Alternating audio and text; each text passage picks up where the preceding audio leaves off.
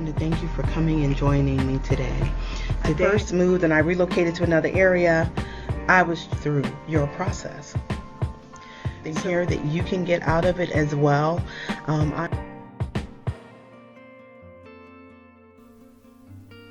Welcome to Happy Life, Better Life. I want to thank you for joining me today. So today's topic is a little bit different, maybe even a little bit controversial. I have been hearing so many women talking about walking in this masculine energy that they have or that they possess or desire to possess. And I feel like when women do that, they are neglecting a very innate, natural power that we have as women. And that is our feminine influence. So before I get into this any deeper, don't forget to subscribe. Don't forget to like. Don't forget to comment and hit that notification bell so that you can receive a notification when we post another video. So in the meantime, again, thank you for joining me. So let's get into this and look at this a little bit deeper. So I've been hearing so many women talking about walking in their masculine energy. And personally, I feel like things catch on. I know that when we're in a world dominated by men, whether it's corporate, whether it's business or various different areas, I've even seen women in ministry begin to take on like a masculine type of persona when it comes to the way that they lead and things like that, because these are areas that they're in that are predominantly dominated by men. But I feel like when we hear certain things, it begins to catch on like fire, and we think that it's normal or we think that it's acceptable, when the truth is it's really a twisted way of thinking sometimes. So bear with me for a minute before you judge what I'm saying. Women, to me, have a natural ability to influence. And the truth is, you get more bees with honey than you do with vinegar. I know in certain areas, certain arenas, you might feel like it's necessary to be tough, to be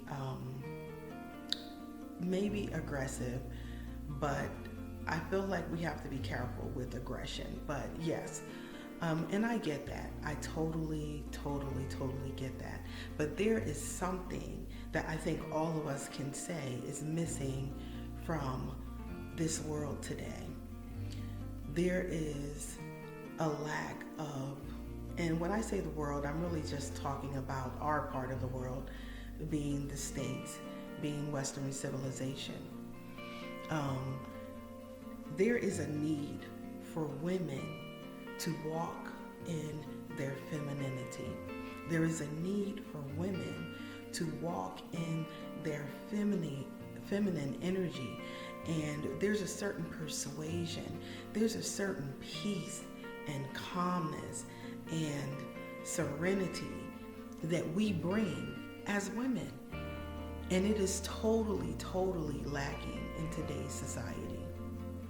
As a person who worked in the school district with many children, seeing many different things, there's so much instability in homes and in families. And a lot of that is because we don't have women in a lot of the homes in a presence in a way that brings balance, that brings peace, that brings, like I said, stability. And there's a lot of reasons for that. And I'll do another video on that. I think women are trying to do it all. We're trying to bring home the bacon. We're trying to fry it up in the pan. We're trying to multitask.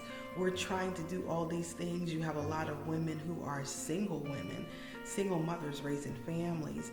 And I can share about that because not so much that I've done a lot of it, but I grew up in a single, parent home where it was just my mother. And I can tell you there were a lot of challenges, but that's a whole nother topic for a whole nother video. So let me stick with this topic at hand. Women, don't neglect your superpower. I have known some women who are as sweet as pie, but there was also a certain strength and confidence that they had and carried in their meekness, in their quietness. And they weren't by any way, even though they were demure in certain ways, they were not what I would call weak-willed. They were not what I would call pushovers of any kind, believe me. I grew up in a time where I did see examples of two-parent families where the wife primarily stayed at home and took care of the family, so when the kids came home, there was a parent there. When children got home from school, there was someone there asking about their day, finding out what happened, what was going on. They, had dinner at the same time every day. When the husband came home, dinner was ready, those kinds of things. And he was a provider. We live in a different world, and I understand that. Nowadays, everything is so expensive that it takes basically two parents in the home to actually cause that home to be stable, to have everything that it needs. Because nowadays, you just need two incomes. Not saying people can't make it on one, but there are a lot of families where both people have to work. So we are sometimes missing that stability of that woman being able to navigate things. And so part of what I am saying is I think that we are more powerful when we walk in our queendom. Listen to what I'm saying. No matter how great of a parent I may be, I can never be a father, nor do I want to be. You do hear women sometimes saying, I'm the mother and the father and stuff. The truth is, no, you're not. You can only be who you were created to be. You can only do what you were created to do. You weren't created to be a father. But this is the thing. There are single families that will do well with just having one parent. Just like a father can't be a mother. No matter how great of a job he's doing, he can be the best father that he can be, but he can't be a mother. Why? Because we were created with two different powers and influence. So, because I don't want this video to be too long, I'm going to get ready to end here and I will do a part 2. But what I want you to take away from this is that as women in our 40s and 50s, we have the ability to impact our children's lives. We have the ability to impact households. I'm going to tell you a story right quick. My granddaughter, she lived in another state at one point in time, and I would see her like every couple of months or so.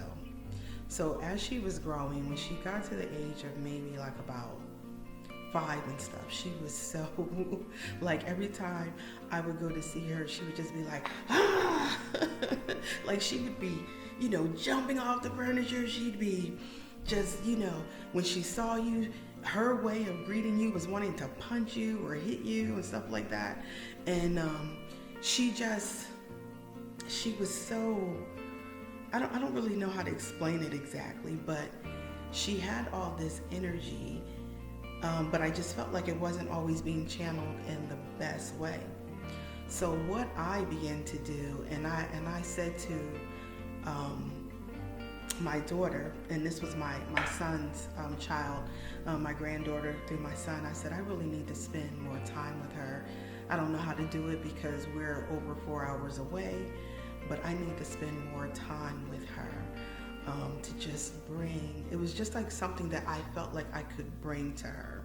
a sense of peace, a sense of calm, a sense of joy, just different things. So, as fate would have it, one day she ended up coming and staying with me.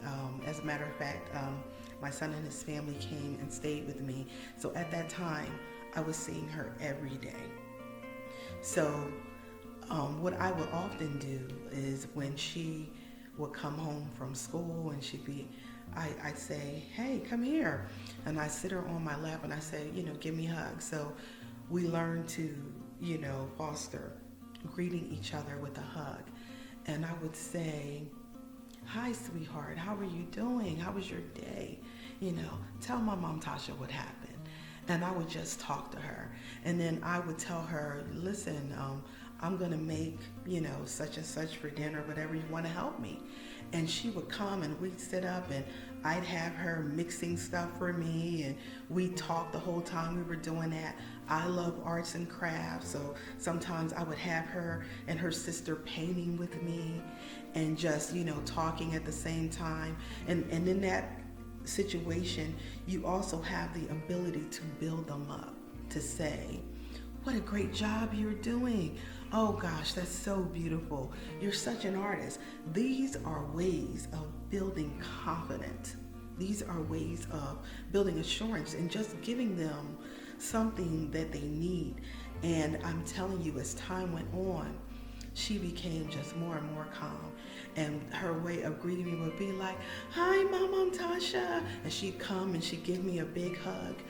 This is what our children need. This is what our families need. This is the same thing that our husbands need. But I feel like a lot of times in today's society, these things that seem so simple are being neglected. But these are the things that I remembered growing up.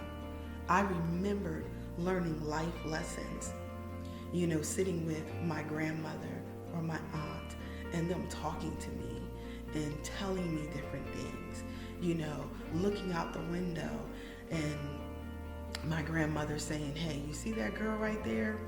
That's a fast girl. You don't want to be a fast girl. Guys only want one thing from a fast girl. And that is not the kind of woman that you are, and you are to always be a lady. These seem like outdated concepts to people today, but this is what the world is lacking. This is what we need. And to me, that is all part of being a lady, being a woman, walking in your feminine energy. That is a superpower that we have that I feel like is often neglected today. It's something that we need to focus on way more. And I would challenge you to, if that's something that you use or other people use that around you, and you have, a lot of females talking about their masculine energy and stuff like that, try to redirect that and tell them, no, you don't need to walk in your masculine energy. You need to walk in your queendom. And just when you say that, your queendom, there is a certain elegance that comes with that. There is a certain, there's just something about it that is so powerful, serene. It's having the ability to influence in positive ways. So I'm going to ask you today to not neglect your superpower. I want you to walk in your femininity. I want you to walk in your queendom. So that's all I have to say today on this topic. But I do plan to do another video talking about how when women begin to walk in a masculine energy, it can become more like toxic masculinity. And so we'll get into that. We'll chop that up a bit. But I want to say thank you. Thank you for joining me today. Thank you for spending this time with me. And as always, I want you to have a happy life and a better life.